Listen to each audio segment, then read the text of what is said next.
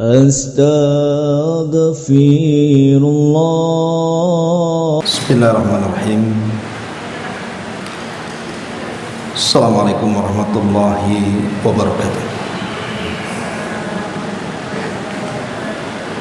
Alhamdulillah wassalatu wassalamu ala rasulillah wa ala alihi wa sahbihi wa mawalah wa la hawla wa la quwwata illa billahi wa ba'du. Baik, kita lanjutkan kajian kita, masih membahas tafsir singkat dari surah Al-Muzammil. Dan kita sudah masuki ayat ke-8.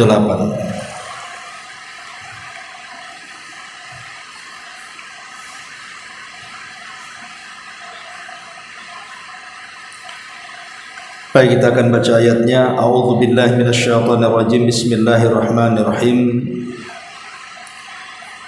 Innalaka fin nahari sabhan tawila wadhkur isma rabbika wa tabattal ilaihi tabtila. Rabbul masyriqi wal maghribi la ilaha illahu fattakhidhu wakila wasbir ala ma yaqulun wahjurhum hajran jamila wadharni wal mukadzibin ulin na'mati wa mahhilhum qalila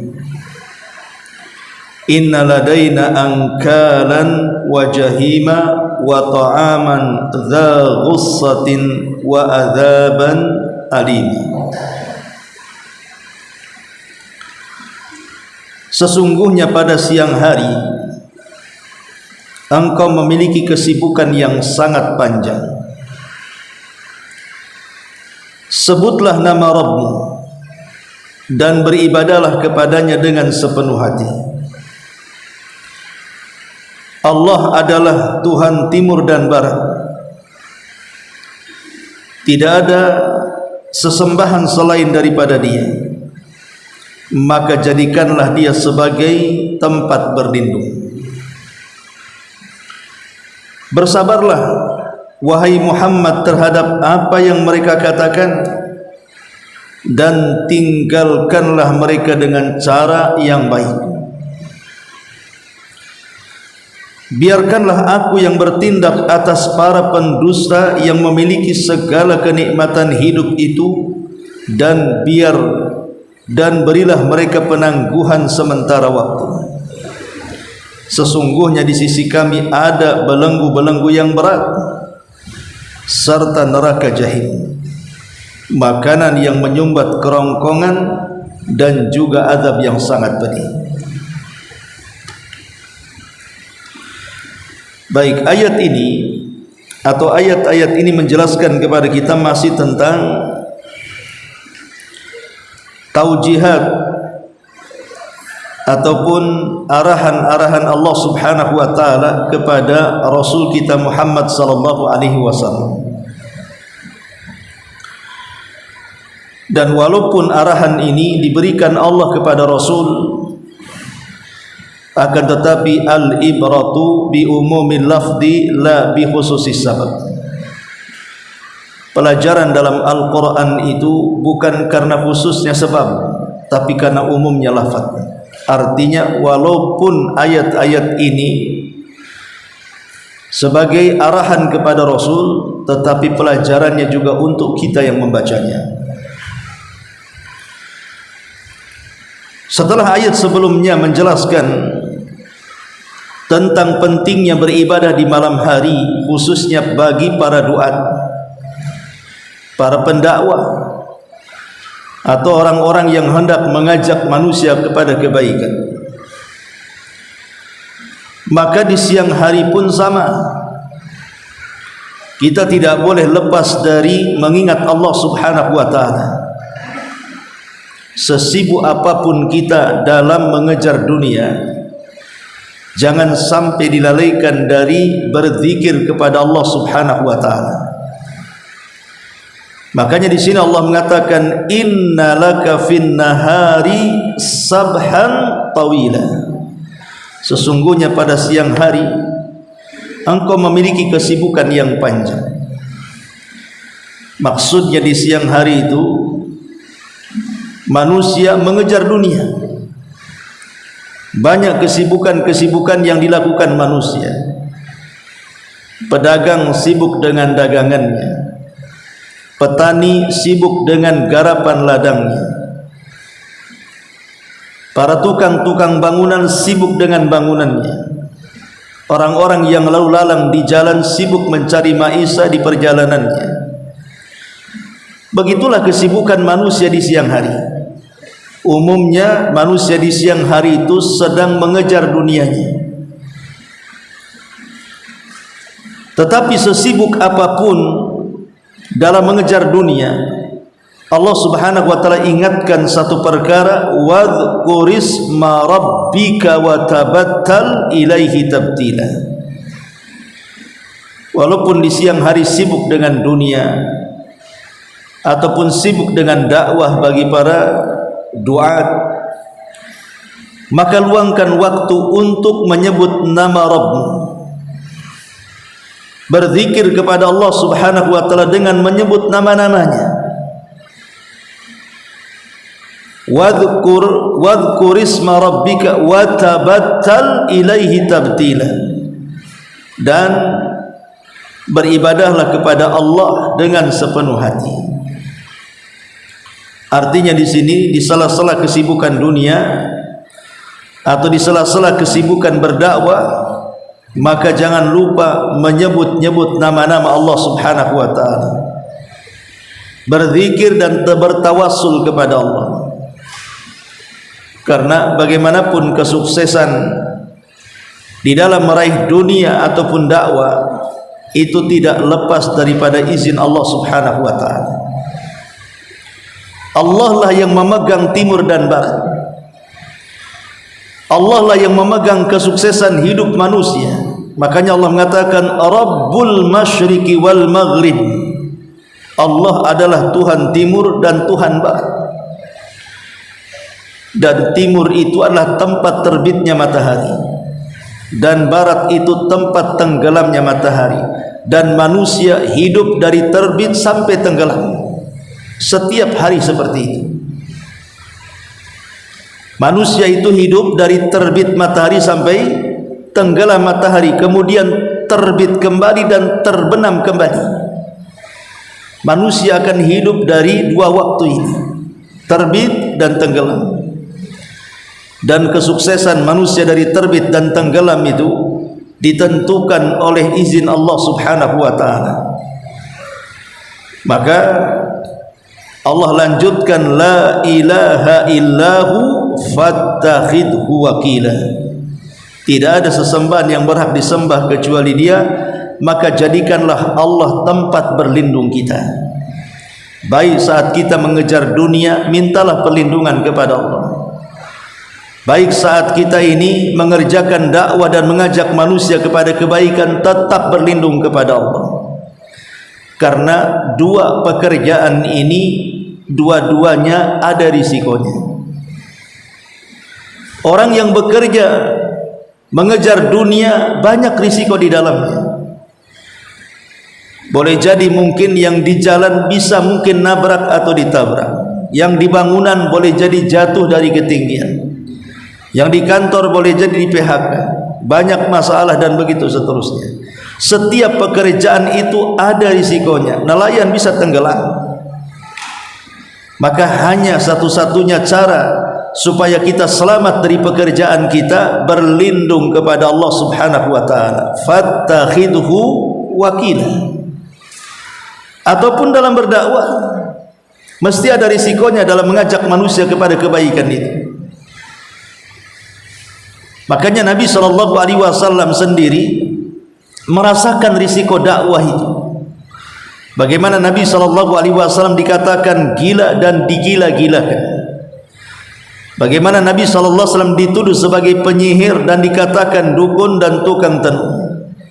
Bagaimana Nabi SAW dikatakan perangkai syair, bahkan dikatakan orang yang mengada-ada dalam Quran, dikatakan asatirul awalin, dongeng-dongeng orang-orang lama.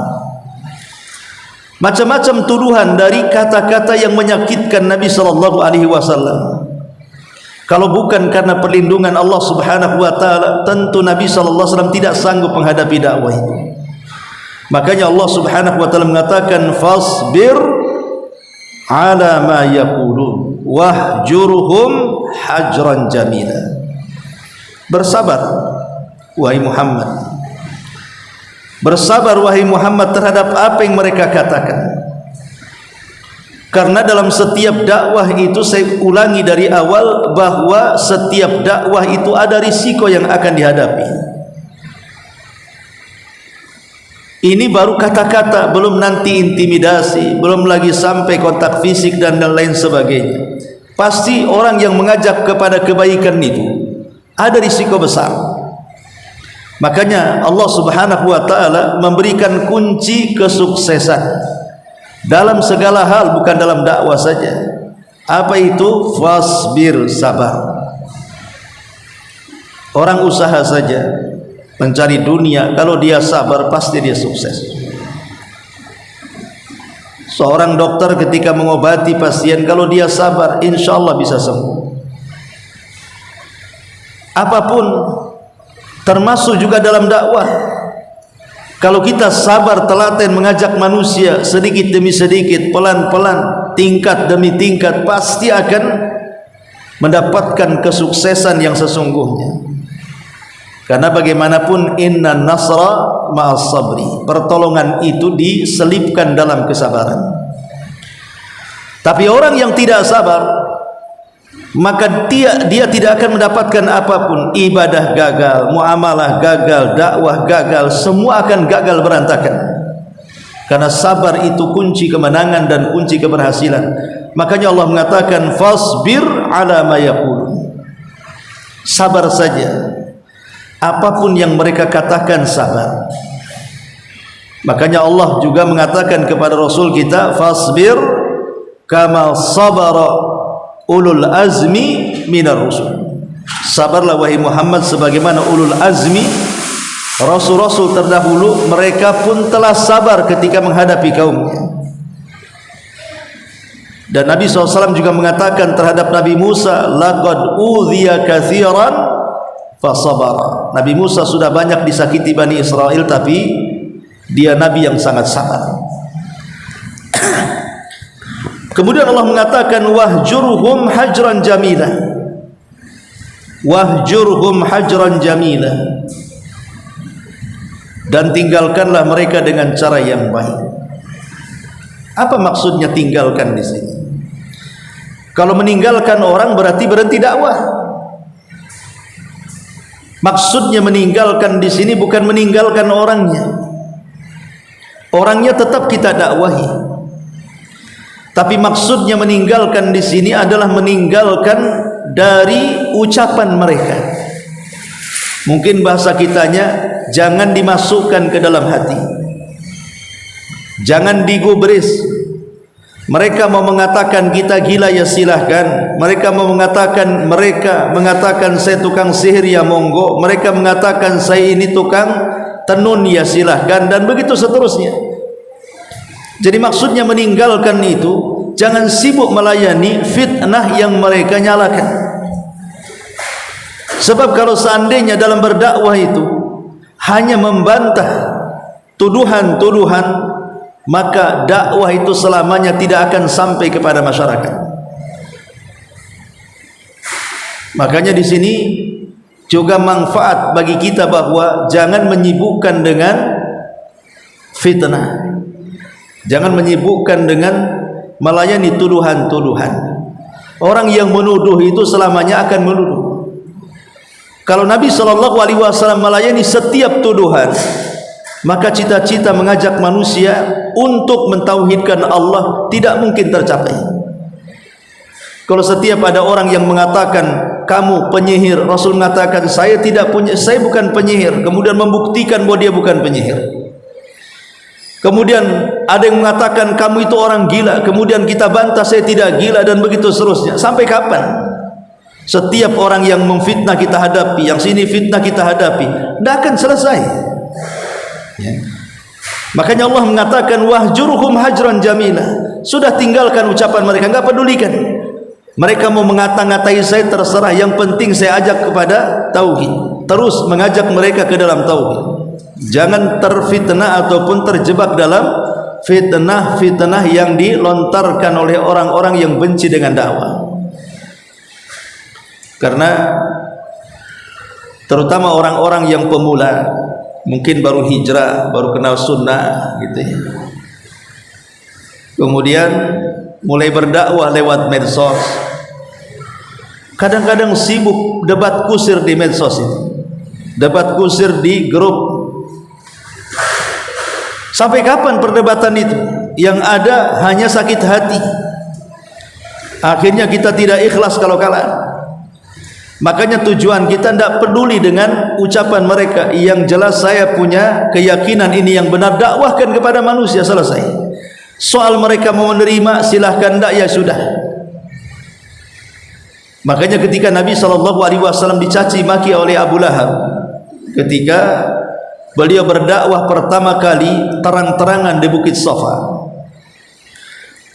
Nabi SAW mengumpulkan seluruh kerabatnya, kemudian mulai mengajak mereka ke dalam dakwah tauhid dan menakut-nakuti kepada mereka, siapa yang menentang tauhid ada azab yang menanti mereka. Tiba-tiba Abu Lahab di tengah kerumunan datang kemudian mengatakan, ali hadza jama'tana tabban ya Muhammad sa'iral yaum.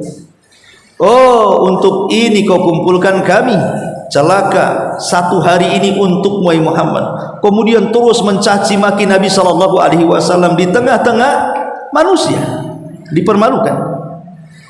Tapi Nabi sabar. Satu kata pun Nabi SAW tidak menjawab apa yang dikatakan Abu Lahab.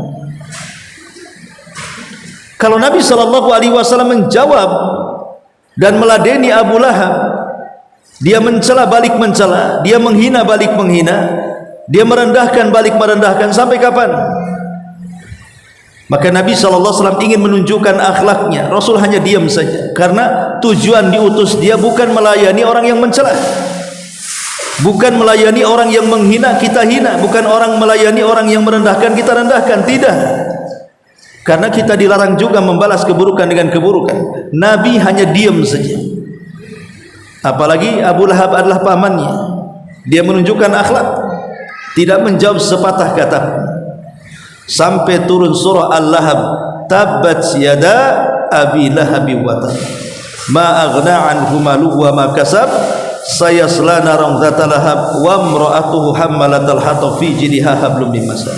Allah yang membela Nabi SAW.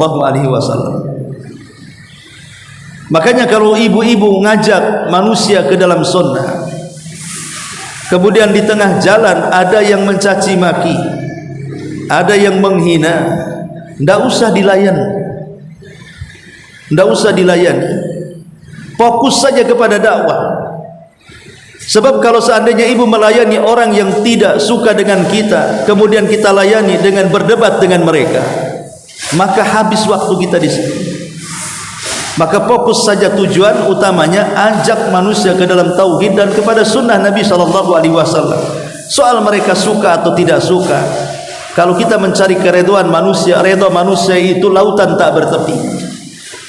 Terkadang kita berbuat baik saja, ada yang tidak suka, apalagi berbuat jahat. Maka tujuan kita hanya mengajak manusia, soal mereka menerima itu urusan Allah Subhanahu wa taala. Makanya Allah mengatakan kepada nabinya, wasbir ala ma yaqulun. Bersabarlah terhadap apa yang mereka katakan. Mereka mengatakan dirimu gila, mereka mengatakan dirimu tukang sihir, tukang tenun, pemecah belah, enggak usah didengar. Wahjurhum hajran jamila. Tinggalkan mereka dengan baik. Artinya tinggalkan dari perdebatannya. orangnya tetap kita dakwahi. Ucapannya tidak usah atau tidak usah terpancing dengan ucapan mereka. Orangnya tetap kita ajak kepada kebaikan. Karena bagaimanapun Rasul mengatakan manusia, di tengah-tengah manusia itu ada dua kelompok. Manusia di tengah-tengah manusia itu ada dua kelompok. Pertama, orang yang bermuamalah dengan manusia dan dia sabar. Yang kedua, orang yang meninggalkan manusia dan ingin selamat dari ucapan manusia. Nabi SAW mengatakan, orang yang bermuamalah dengan manusia, kemudian dia mendapatkan apa yang tidak disenanginya saat bermuamalah dengan manusia dan dia sabar, itu lebih baik dibandingkan orang yang tidak mau mengambil risiko. Sudahlah, malas saya di rumah sajalah, lebih selamat saya di rumah. Ya. Jadi orang yang diam saja di rumah, Bu, karena menghindari supaya tidak berkonflik dengan manusia, milih selamat, ya itu juga bagus.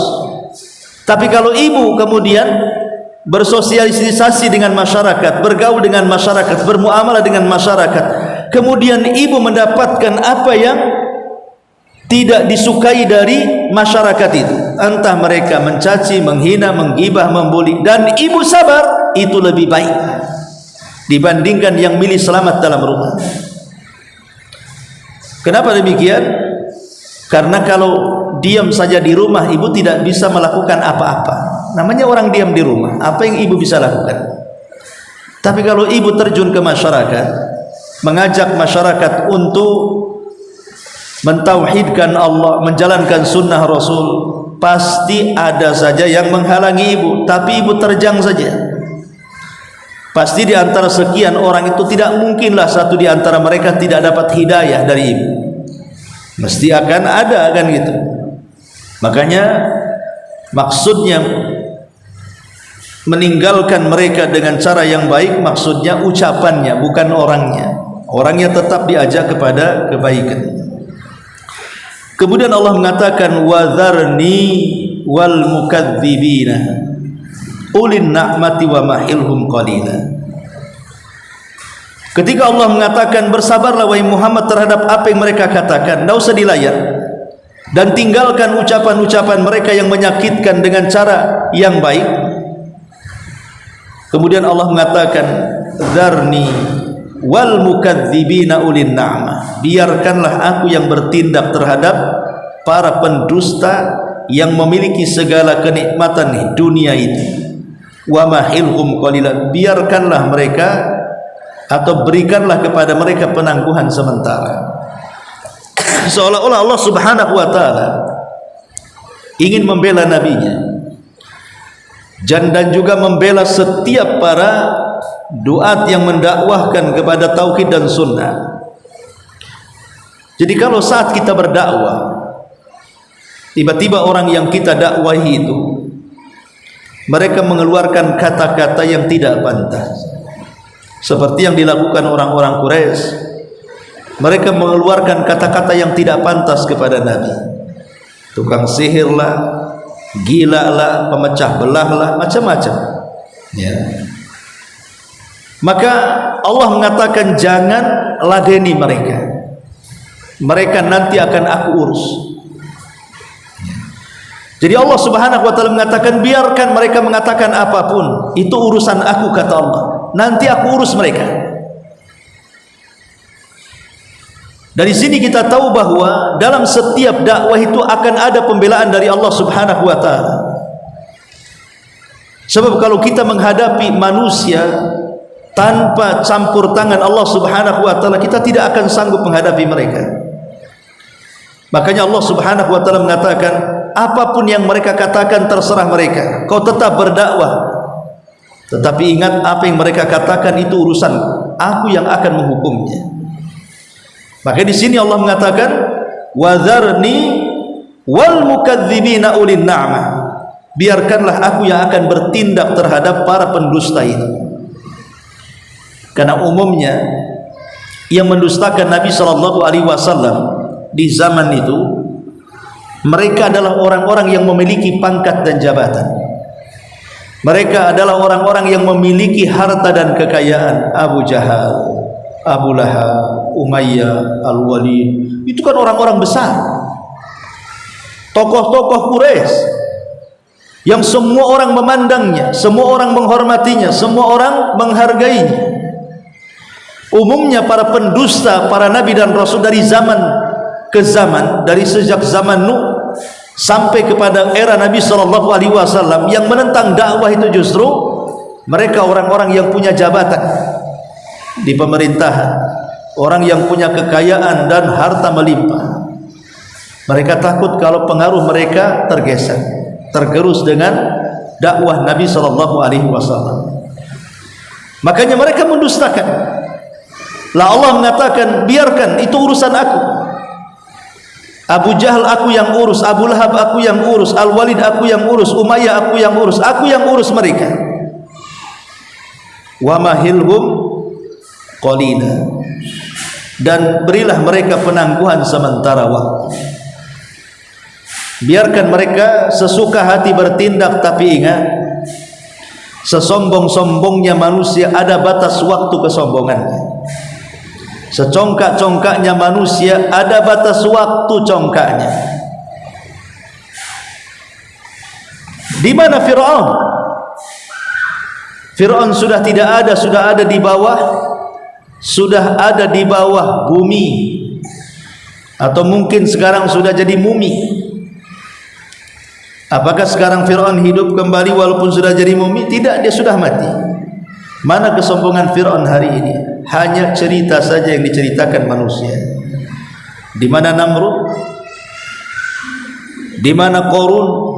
Di mana Abu Lahab, Abu Jahal? Di mana Hitler? Di mana orang-orang yang mereka sombong itu? Tidak ada lagi sudah. Artinya kesombongan saja ada batas waktunya, kecongkaan saja ada batas waktunya, ujub saja ada batas waktunya. Makanya Allah mengatakan, berilah mereka tangguhan, tapi tidak lama. Tidak lama tangguhan yang Allah Subhanahu wa taala tangguhkan kepada mereka. Akhirnya Fir'aun ditenggelamkan, Qarun dimasukkan ke dasar bumi, Namrud dibunuh seekor nyamuk, dan begitu seterusnya. Dan itu bentuk daripada istidraj. Allah membiarkan mereka melakukan kerusakan sampai pada waktunya Allah membinasakan. Wadharni wal mukadzimina ulin na'mah wa mahilhum qalila. Terkadang ada orang-orang yang mereka saat di dunia tidak tampak azab Allah Subhanahu wa taala kepada mereka, padahal mereka orang yang paling sombong, orang yang paling congkak, orang yang paling aniaya dan zalim. Tapi mereka mati biasa seperti orang biasa mati. Tak nampak azab Allah Subhanahu wa taala mengenai mereka. Harusnya mereka orang yang pertama diazab di dunia sebelum akhirat. Maka Allah Subhanahu wa taala mengatakan, inna ladaina angkalan wa jahima. Kalau memang tidak merasakan azab di dunia, ingat, kami, kata Allah, di akhirat punya belenggu-belenggu yang berat, dan kami juga punya neraka jahim. Jadi ada orang-orang yang saat di dunia melakukan kezaliman tapi tidak diazab, bukan berarti di akhirat lepas. Karena Allah katakan, kau di dunia lepas, ya, inna ladaina angkala wa jahima, kami punya neraka, kami punya rantai, mau macam-macam. Ulama tafsir mengatakan, angkalan itu artinya belenggu. Umumnya angkal itu digunakan untuk mengikat kaki. Jadi rantai yang diikatkan di kaki. Kenapa menggunakan bahasa angkalan, rantai pengikat kaki?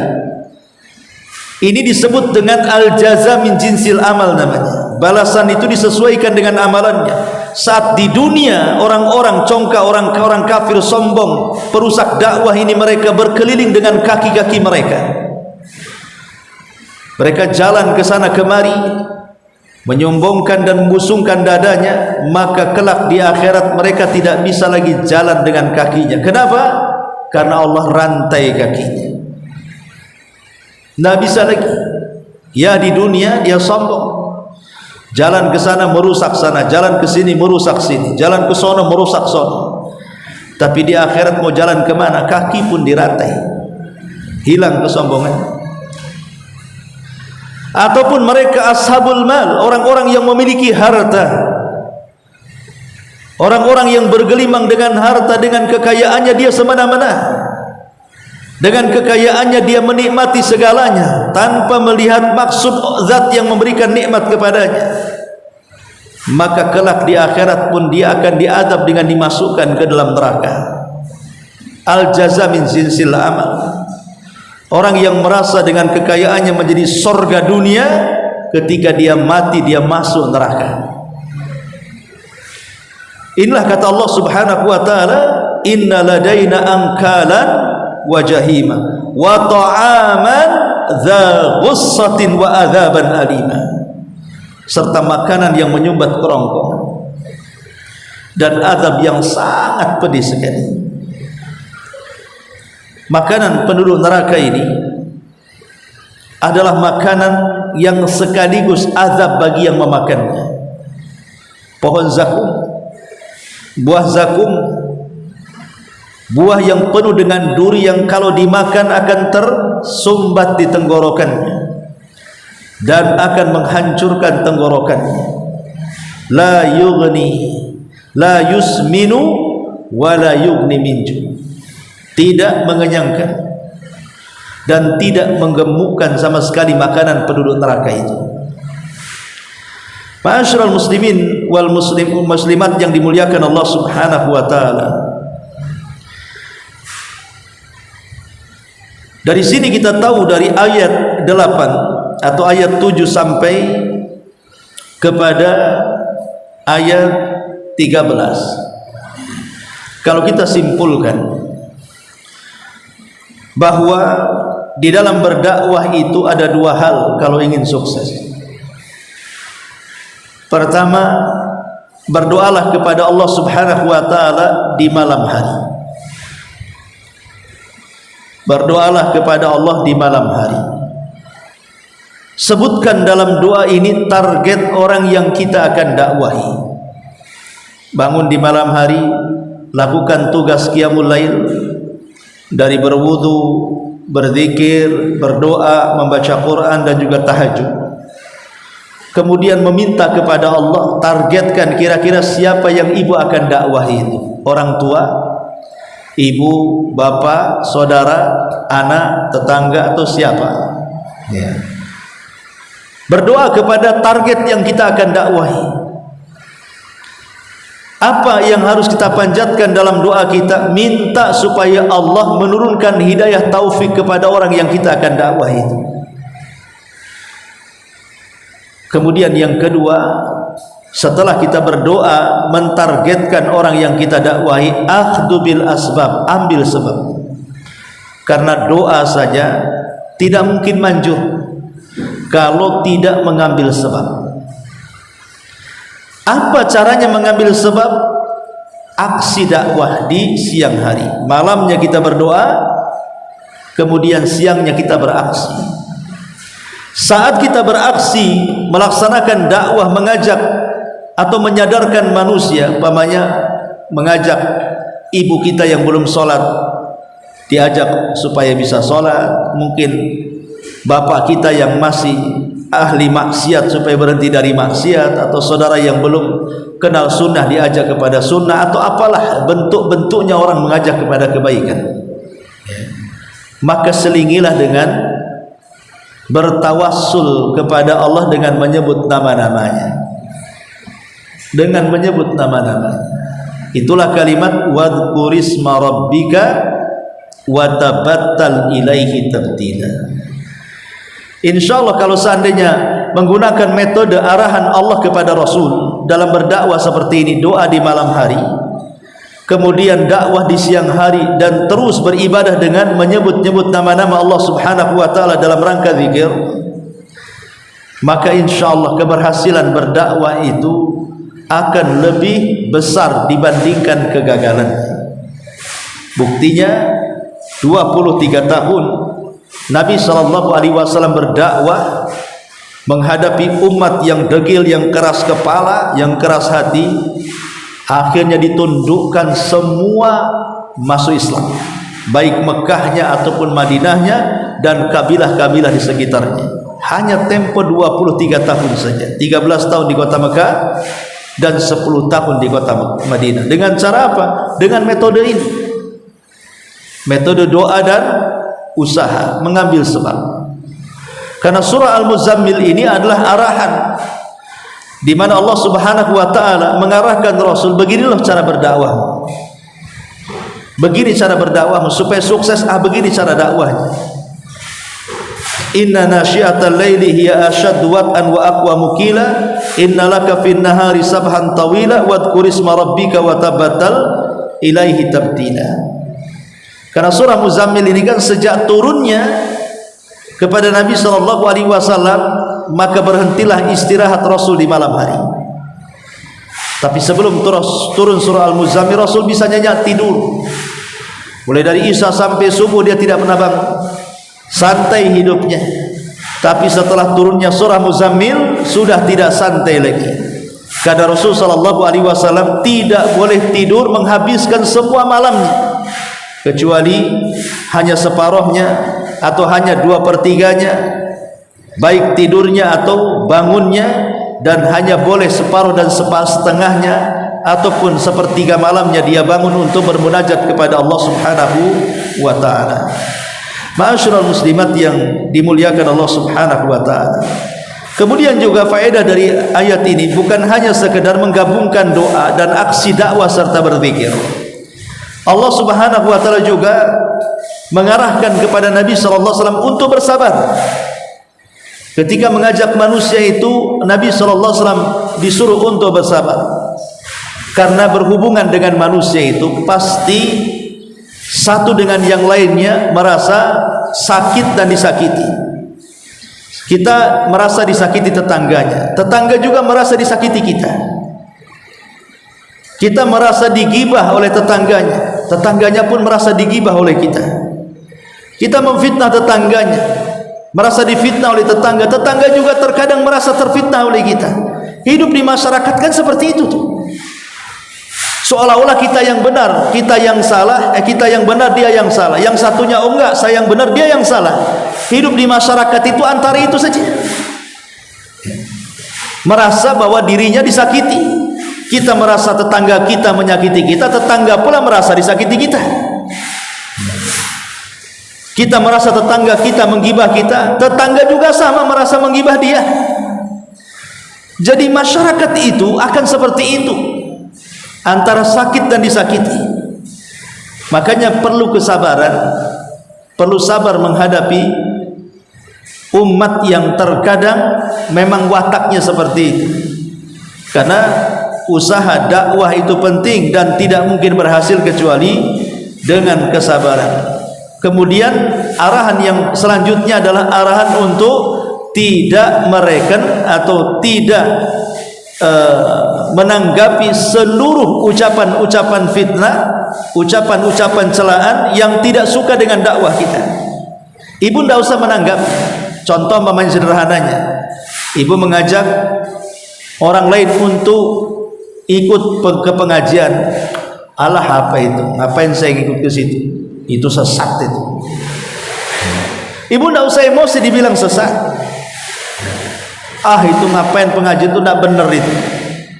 Ibu tidak usah peduli dengan kalimat-kalimat itu tidak benar itu.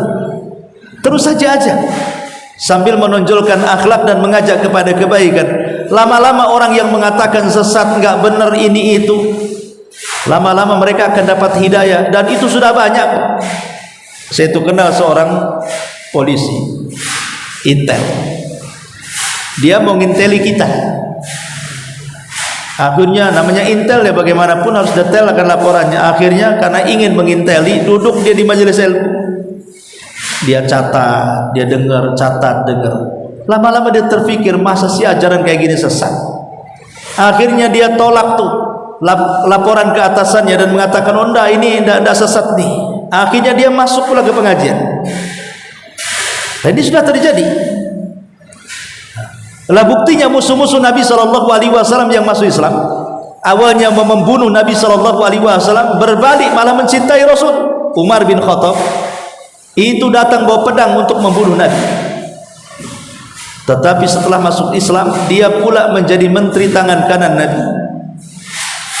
Zubair ibn Mut'im membunuh Nabi SAW ketika sholat maghrib.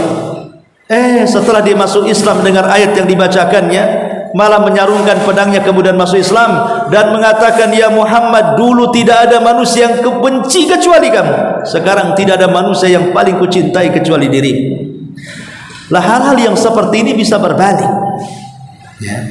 Tapi kalau kita melawan kebencian dengan kebencian, ini ajaranmu sesat, kau yang sesat, masih sesat-sesatan aja jadinya.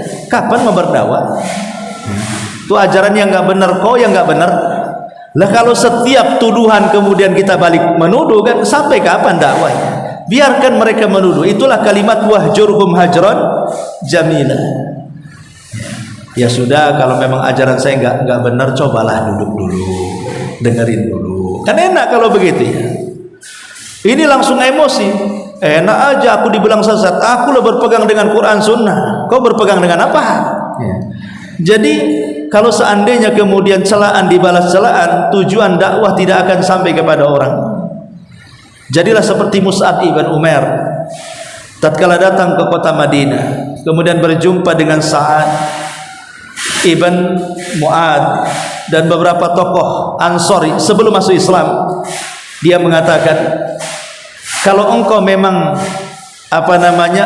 menginginkan aku diusir dari kota Madinah, tidak ada masalah, tidak perlu kau usir, saya akan pulang sendiri ke Mekah. Tapi cobalah kalian duduk, dengarkan dulu. Kalau kata-kataku memang kalian tidak suka, tidak cocok dengan ajaran kalian, nggak usah kalian usir, saya pulang sendiri. Tapi kalau cocok, cobalah renungkan, kata Mus'ab.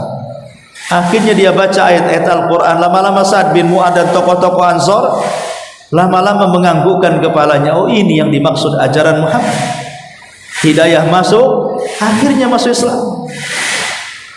Nah, ini menunjukkan bahwa kelembutan dalam berdakwah itu memang diperlukan. Wallahu alam. Ini diantara catatan singkat dari beberapa ayat dalam surah Al-Muzammil. Baik, sampai di sini. Sebelum saya tutup, silakan.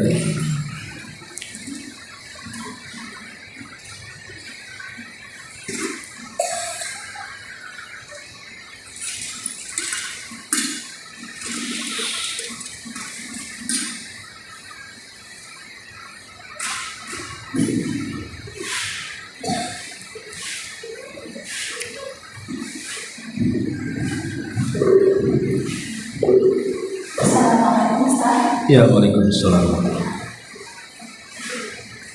Alhamdulillah,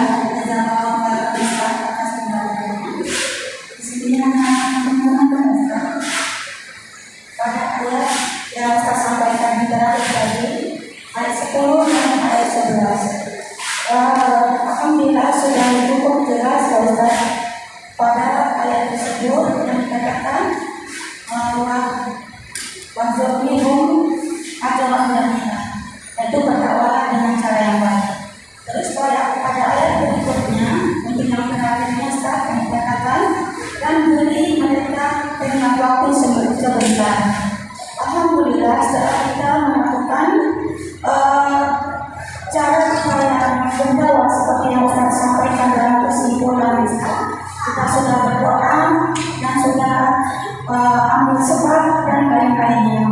Terus yang menanyakan pada ayat 11 tadi, sampai di mana kita memberikan waktu Ustaz?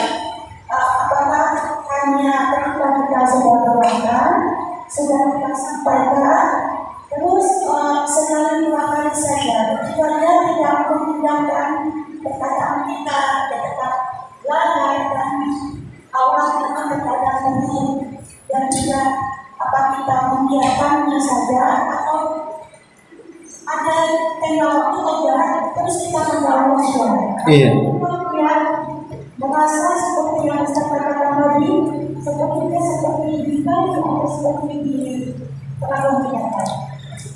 Ya, alhamdulillah, dalam berdakwah itu harus ada tarik ulur. Tidak boleh kemudian menarik terus tanpa mengulur. Makanya kenapa Allah Subhanahu wa taala mengatakan fadzakir in nafa'ati dzikra. Fadzakir in nafa'ati dzikra. Berilah peringatan. Kalau peringatan itu sekiranya memberi manfaat. Ulama tafsir mengatakan maksudnya fadzakir, berilah peringatan, maksudnya ajak mereka kepada kebaikan jika ajakanmu itu bermanfaat. Maknanya kalau sudah beberapa kali mengajak mereka tapi tidak tanda-tanda ada manfaatnya, tidak usah lagi mengajak mereka, tapi berpindah kepada target yang lainnya. Karena kalau kita terus saja targetnya ini sementara dia tidak mengambil manfaat dari kita, habis waktu untuk dia saja. Makanya ada tarik ulur. Kita sudah nasihati ini udah mungkin mingguan, bulanan, kok tidak ada nampak sadar. Cari target lain. Nanti setelah target balik lagi ke sini. Jadi itu namanya tarik ulur. Makanya Nabi SAW juga begitu. Ketika di Mekah sudah tidak bisa lagi berdakwah karena ditolak, maka kayaknya kurang manfaat di Mekah. Saya harus hijrah dia ke Madinah. Setelah di Madinah betul manfaatnya lebih besar, dakwah lebih berkembang. Tapi kemudian setelah itu balik lagi ke Mekah. Itu namanya tarik ulur, namanya dalam berdakwah. Ya, makanya Allah mengatakan fadzakir in nafa'ati dzikra. Kalau ada manfaatnya berilah peringatan. Kalau enggak ada manfaatnya enggak usah. Cari yang lain. Ya, nanti balik lagi ke situ. Targetkan lagi orang itu. Karena hidayah itu bukan milik kita. Mau sehebat apapun memaksa orang, bahkan mengancam orang, kalau memang Allah tidak memberikan hidayah selamanya, nggak akan sadar orang itu. Tapi sekali lagi bahwa dakwah ini kan intinya menyebar manfaat. Kalau sedikit manfaat, tidak usah disebar di tempat itu, sebar tempat lain. Kalau pada satu orang tidak bisa mendapatkan manfaat dari dakwah kita, cari orang lain. Begitulah arahan Al-Quran, fadzakir in nafa'ati dzikra. Wallahu a'lam. Ustaz, izin bertanya dengan kajian yang hari Jumat, Ustaz. Jumat pagi. Kemarin Ustaz ada sampaikan tentang orang yang menghabisi orang lain dikatakan kufur, dan Ustaz sudah mengisahkan kisah seorang Abu Aziz yang dia Ustaz jadikan sebagai contoh ketika atapnya bocor. Terus yang anda tanyakan Ustaz,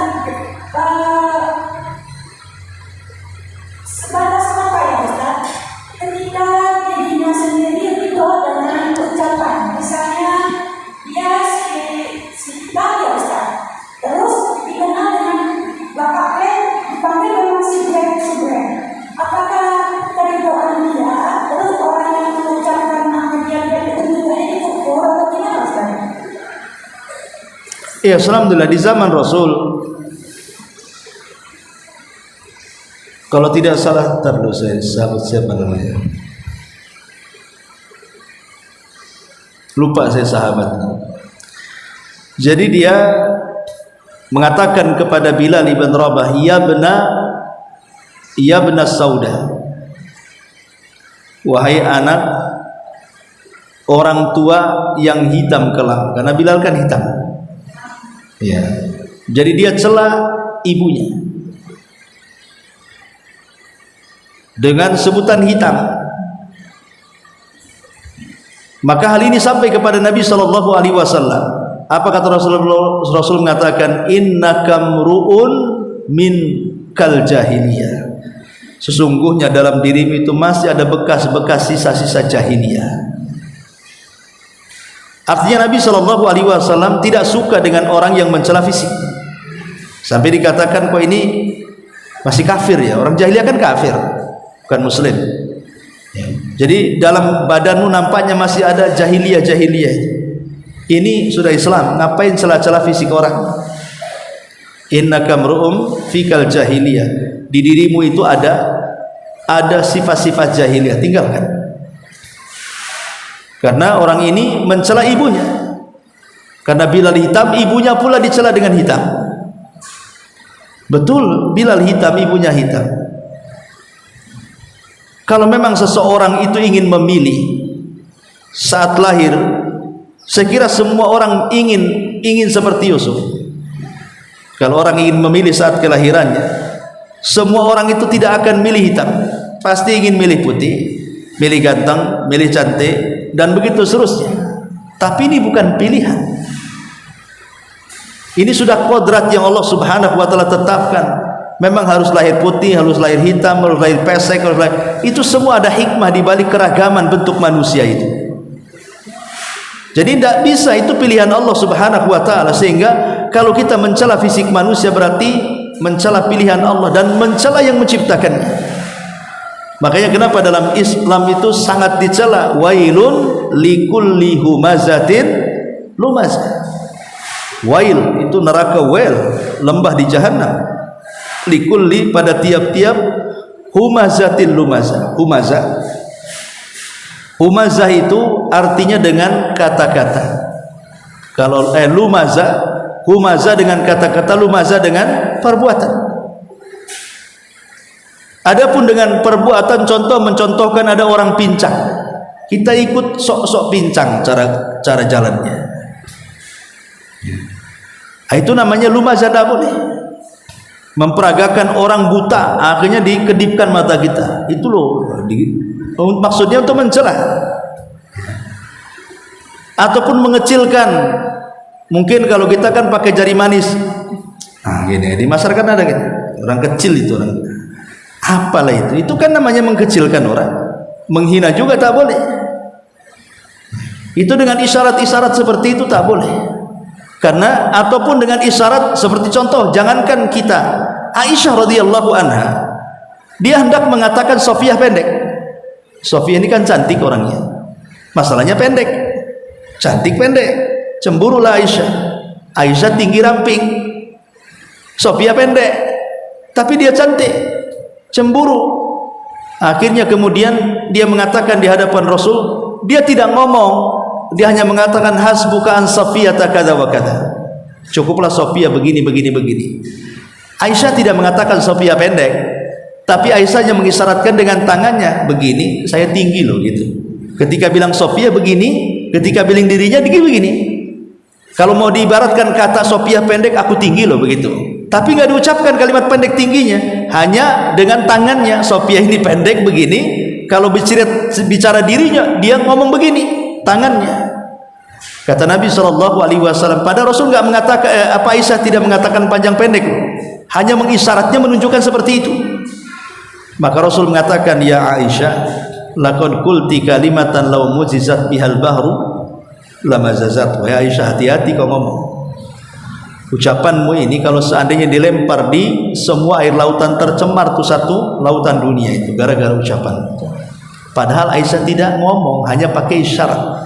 Kenapa? Karena itu sudah mencela fisik orang. Rasul marah. Ya. Makanya nggak bolehlah, ibaratnya kalau kita ini masih punya akhlak, punya agama, maka jangan sampai mencela fisik orang. Kecuali memang namanya, ya dia sendiri yang buat nama. Memang kulitnya hitam. Ibunya ngasih nama Black, ya gimana namanya si Black, ya kita katakan Black kan, ibunya yang salah. Ya. Berarti kalau memang sudah disebutkan itu namanya, kita tidak itu tergolong dalam hukum itu ya Ustaz? Ya tidak, tapi jangan maksud menghina. Iya. Wallahu. Satu lagi Ustaz. Iya. Tadi pagi subuh satu Ustaz sampaikan, ketika di bulan Sya'ban itu amalan yang diangkat di pertengahan bulan Sya'ban. Terus orang-orang yang tidak diangkat amalannya di bulan Sya'ban yaitu orang Muslim dan orang Nasrani yaitu yang punya hasad. Terus ketika di bulan Sya'ban itu, jika ada memang orang-orang yang kedua itu Ustaz, yang dia Nasrani itu yang punya hasad, yang punya hati tidak bersih terhadap yang lain, pengaruh apa yang dia dapatkan ketika Ramadan Ustaz? Ketika ternyata Ramadan dia sudah bertobat dan buat baik,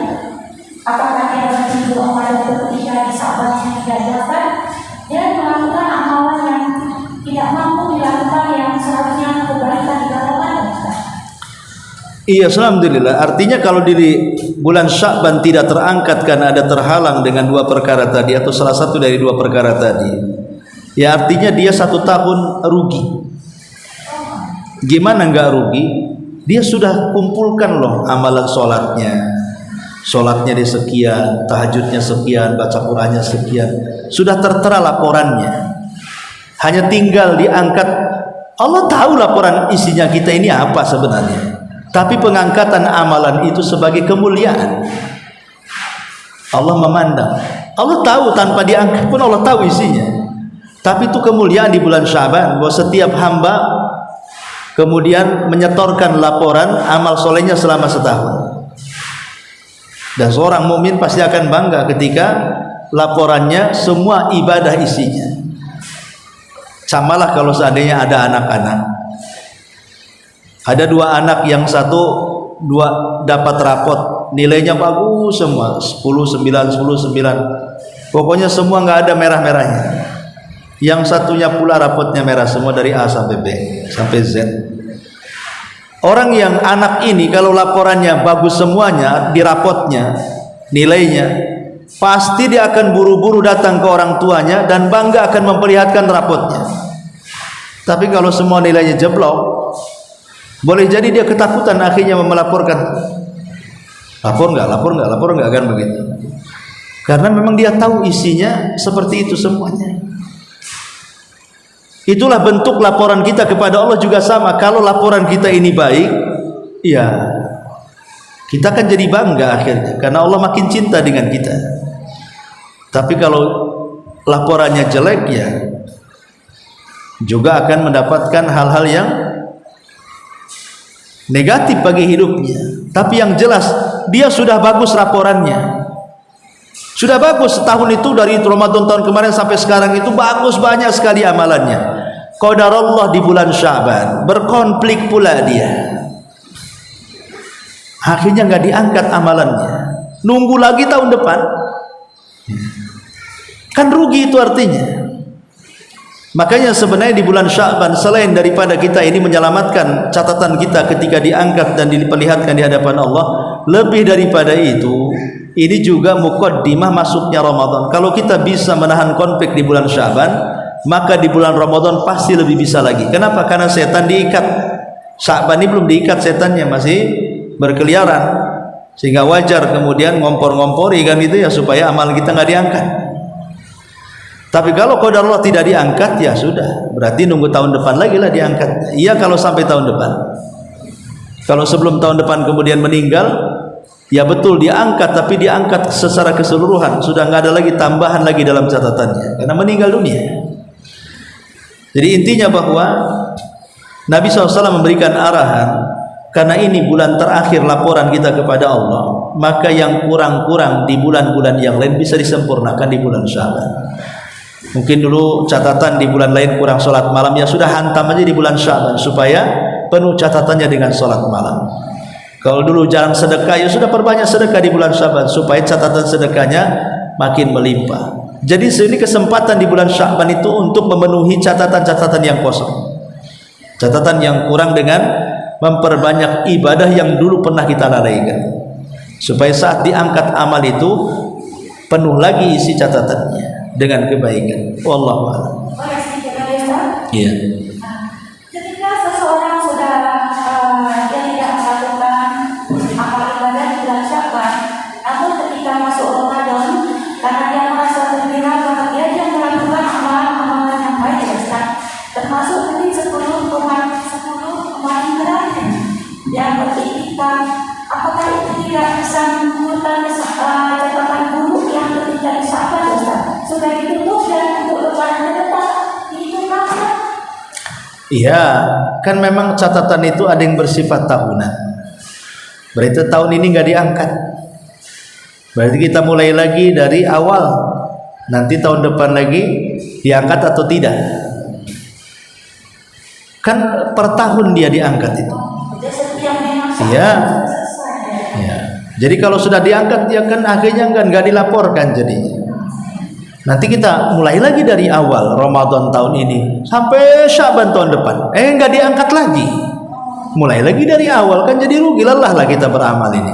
Ya maksudnya itu tetap namanya sebuah amalan itu pasti nanti ada catatan secara global dan akan diangkat setelah meninggal. Saat meninggal itu kan diangkat semuanya. Saat meninggal, cuman kan sebuah kerugian kalau seandainya catatan kita sudah kita kumpulkan kan Allah tidak melihatnya. Itu kan kerugian maksudnya. Rugi kalau kita sudah ngumpul-ngumpul ke laporan Allah nggak baca. Ya, ibaratnya kalau dalam sebuah perkantoran itu kita buat laporan terakhir, ditengok bos pun tidak laporan kita ini. Kan sakit hati jadinya kita ini. Capek yang malang buat laporan, tahu-tahu nengok saja mapnya nggak beres, padahal isinya bagus. Malas ini laporan siapa ini, kan rugi jadinya kan, bos nggak melihat kerja kita jadinya. Nah itu kurang lebih lah analoginya seperti itu. Wallahu a'lam. Baik. Subhanallah bihamdika, asyhadu an la ilaha illa anta, astaghfiruka wa atubu ilaik. Allahu ta'ala alam. Assalamualaikum warahmatullahi wabarakatuh.